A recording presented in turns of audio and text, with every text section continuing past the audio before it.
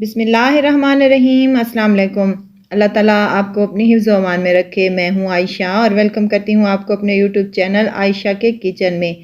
तो आज जो मैं आपसे रेसिपी शेयर करने जा रही हूँ बहुत ही मज़े के और डिलीशियस बनकर तैयार होते हैं।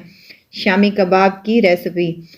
चिकन शामी कबाब बहुत ही मज़ेदार बनते हैं और बहुत ही कम टाइम में बनकर ये तैयार हो जाते हैं और घर वाले मिसाले ही मैं यूज़ करूँगी और इससे बहुत ही मज़ेदार और डिलीशियस बनकर ये रेडी हो जाएंगे।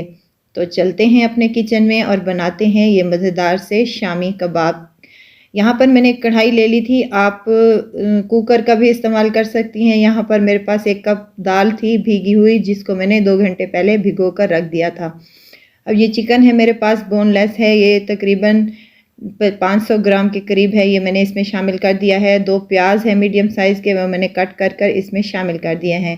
1 गिलास तकरीबन मैंने पानी का इस्तेमाल किया है। अब कुछ मिसाले यहाँ पर मैं इस्तेमाल करूँगी। लाल मिर्च का पाउडर है 1 चम्मच के करीब, नमक है 1 चम्मच के करीब, आधा चम्मच हल्दी है ये मैं शामिल करूँगी। खुश्क धनिया है पिसा हुआ 1 चम्मच के करीब, ये भी इसमें शामिल कर दें। पिसा हुआ गरम मसाला है जिसमें जायफल और जवित्री भी शामिल है, ये मैंने शामिल कर दिए हैं आधा चम्मच के करीब। 1 चम्मच भर कर अदरक लहसुन का पेस्ट मैंने यहाँ पर शामिल किया है, फ्रेश ही इस्तेमाल करती हूँ मैं।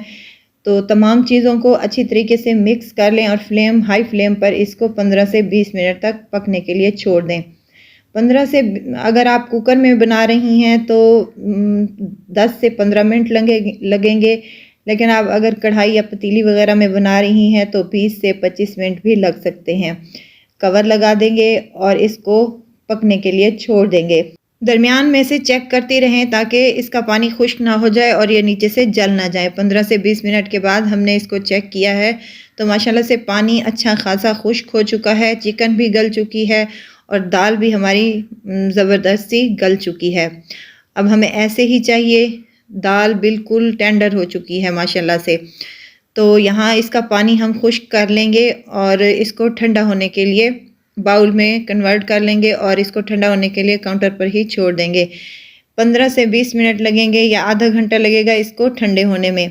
माशाल्लाह से पानी अच्छा खासा खुश्क हो चुका है। अब यहाँ पर हम नमक और मसाला चेक कर लेंगे, अगर कम ज़्यादा है तो आप कर सकती हैं। यहाँ पर मैंने चॉपर ले ली है और तकरीबन 10 से 15 मिनट हो चुके हैं माशाल्लाह से। यहाँ पर मिक्सचर हमारा अच्छी तरीके से ठंडा हो चुका है।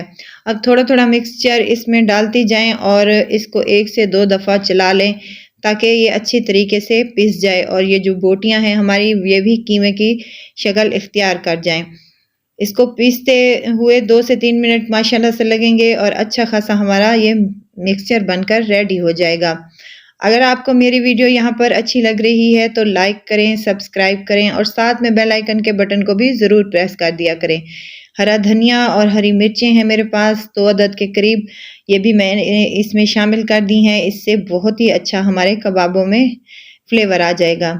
1 से 2 मिनट तक मज़ीद इसको चला लें ताकि ये अच्छे तरीके से तमाम चीज़ें मिक्स हो जाएं और मज़ेदार सा हमारा मसाला यहाँ पर कबाबों का रेडी हो जाए। तमाम मिक्सचर को हमने यहाँ पर पीस लिया है, बहुत ही मज़ेदार और डिलीशियस बनकर ये माशाल्लाह से रेडी हो गए। मज़ीद इसको जायका देने के लिए यहाँ पर मैंने एक कटोरी रख दी है दरमियान में। कोयले को पहले ही मैंने आग पर रख दिया था। अब कटोरी में ये कोयला रखेंगे दहकता हुआ और इस पे 2 से 3 बूंदें हम ऑयल की शामिल करेंगे और साथ में ही ढक्कन इसका बंद कर देंगे।